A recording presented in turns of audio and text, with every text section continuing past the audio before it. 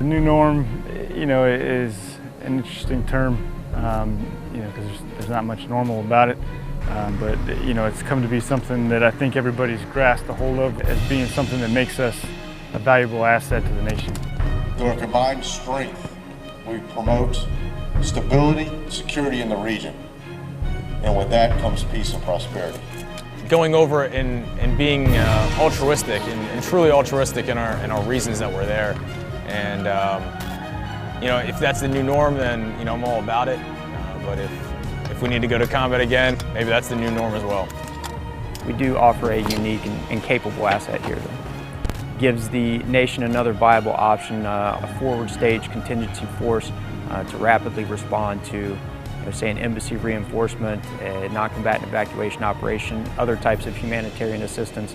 It just provides commanders with another level of capability already pre-positioned and located in this part of the world. After the Special Purpose MAGTF initiates into some sustained operations, after that, it could be very closely tied into a MU. Got the battalion below them. Oh, that's awesome. Or a larger force that could come in to go on and take care of whatever business we need to do. There's been too many times throughout history where things have gone wrong throughout the world and we just haven't had the troops there to support it. So we're really trying to fix that. I think it's pretty important. I mean, Benghazi proved that there needs to be someone standing by and ready to react that can get directly into the fight. And we're here to do that. Now moving to their next building. We've got, birds to fly us ready to go if anything were to happen. We're always ready. We have an aircraft that can fly 280 knots and flies as a helicopter or an airplane. So anything that needs to go anywhere or any people that need to be placed in a certain location, we're able to do that. The KC-130 supports the MB-22s primarily with refueling, and also if there needs supplies to be dropped in any location, our plane is capable of airdropping them. Low clear. It's all about being ready for anything, whether it's a natural disaster or something breaks out and we have to get called in to really show them what riflemen can do. We're ready. Got guys in a lot of different locations around Europe, kind of keeping true to the single MAGTF mantra. We're throughout Romania, Spain, Italy, different parts of Africa. We even still have Marines back in Camp Lejeune, back in the USA. So we're always ready. It's really just one collection of assets that we use to accomplish whatever mission is put forth to us. It's very well integrated, it's very streamlined, and it's very smooth transition from one unit to the next unit and one mission to the next mission.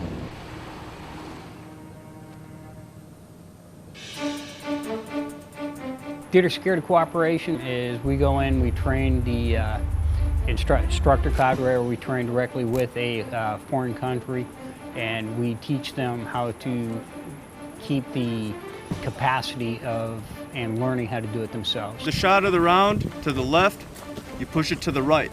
They're impressed by the Marines' flexibility, and they got sent to be on Special Purpose MAGTF, operate on the SSgt Security Cooperation Team, and be able to act as instructors and do a mission they've never done before that no one had any experience in and accomplish it.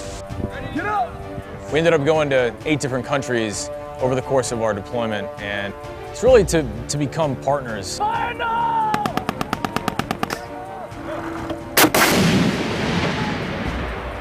A bilateral training agreement is training side by side together on their ranges. Bilateral training in today's Marine Corps is extremely important because we find ourselves routinely in battlefields with different nations. We get that experience of moving, integrating, going to a foreign land, and getting out of there with all of our gear, our personnel. And as Marines and NCOs gain experience in tackling those challenges, we become better trainers, we become better learners, and we become better warfighters. There's a need to have pre-established relationships so that when the crisis emerges, both forces are prepared to respond, not just as separate units, but in a cohesive force.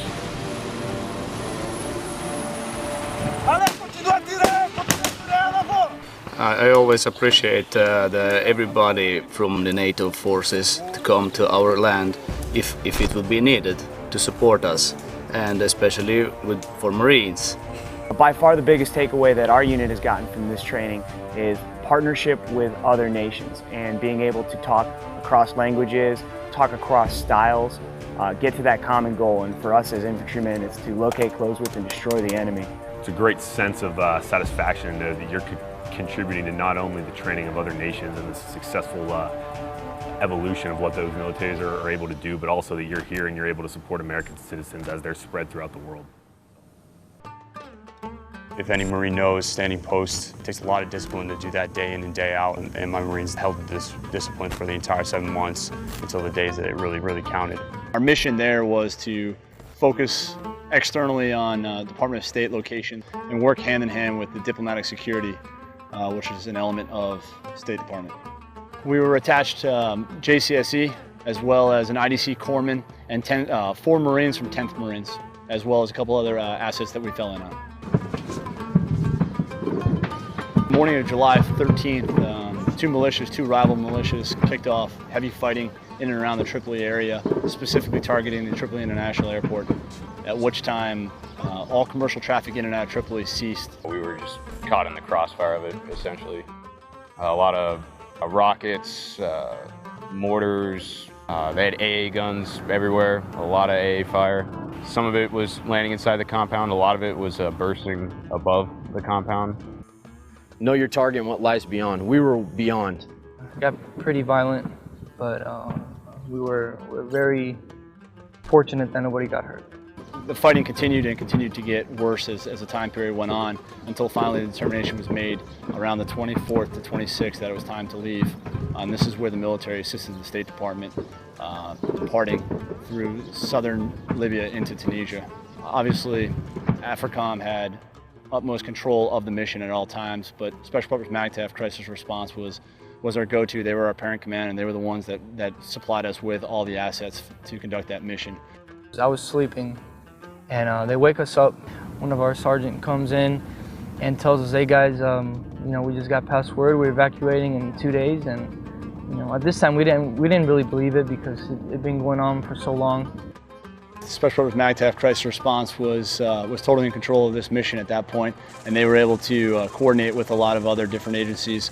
They had the Air Force providing us with F-16s, C-17, and a couple C-130s for extract, as well as the Navy providing us ISR coverage out of Sigonella, Italy, and then Special Purpose MAGTF CR, their own organic V-22s were airborne with elements from Fox 2-2, as well as a crisis response medical team, which was also airborne throughout this entire operation. All those assets stayed airborne with us through the duration of leaving Libya and pushing into Tunisia until the extract was complete, at which time we extracted via Air Force C-17 and C-130s back to Italy, where the LCE element of crisis response was there to gain both the Marines and the American citizens that we had evacuated. 2 days prior to us actually leaving the embassy, there wasn't any of our Lance Corporals ever had a thought that within the next day they'd drive in an up-armored Suburban from Libya to Tunisia, and it would take 18 hours. And it just amazed me. It really was something to be remarked in the history books of the Marine Corps.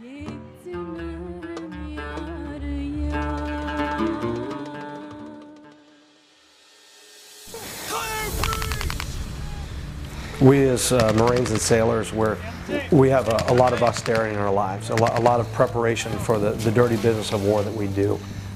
First team, go straight! You're good, go straight! As a chaplain, part of my job is to help these Marines and sailors develop character and to experience the culture that they're serving in. That it's not just a forward deployed site from which we conduct combat operations, but that we truly care about their children, we truly care about them, and we want to leave a legacy of goodwill behind. And then by the end of the deployment, there's real sincere relationships there. And I think I know it's changed me, and I know it changes Marines and sailors for the better. I'm actually doing something productive, and I'm helping these kids, be happy, and it's just a lot better than doing nothing. They know we're not here just to train the military. We're here to help too as well, you know. Okay. What's your favorite part about this? This right here.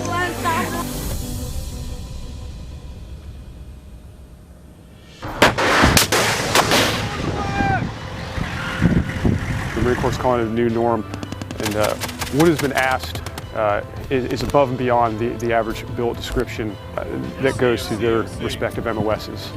Basically, we've been fighting above our weight class, and I'm very proud of them. It's interesting to see this concept develop, and now it's went from kind of ad hoc units to reserve Marines to now you have infantry battalions covering down on this mission to now you actually have a defined area for each element of a MAGTF and how the Marine Corps is going to continue to expand and operate within the host nations to provide a bigger capability for the nation in this area.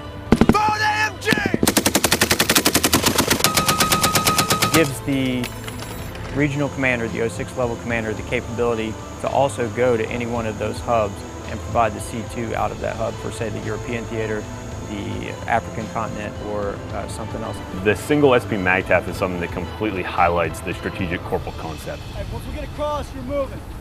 Check. Never before have I heard of something where a junior Marine has so much impact both down on the continent and in the command element with the responsibilities that they're expected to perform at and the level that they're expected to perform at. So I can't say enough about what these Marines are doing out here.